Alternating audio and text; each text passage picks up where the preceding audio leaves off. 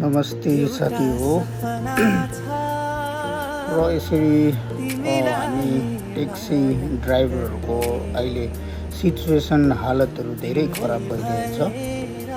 किनभने सिक्किममा पनि त्यस्तै टुरिस्ट नआएर धेरै प्रब्लम भइरहेछ गाडीवालाहरूलाई, ट्याक्सी ड्राइभरहरूलाई, ट्याक्सी चालकहरूलाई। अनि दार्जिलिङमा पनि त्यस्तै छ, सिलिगुडीमा पनि त्यस्तै छ। हालत सबैको खराब छ।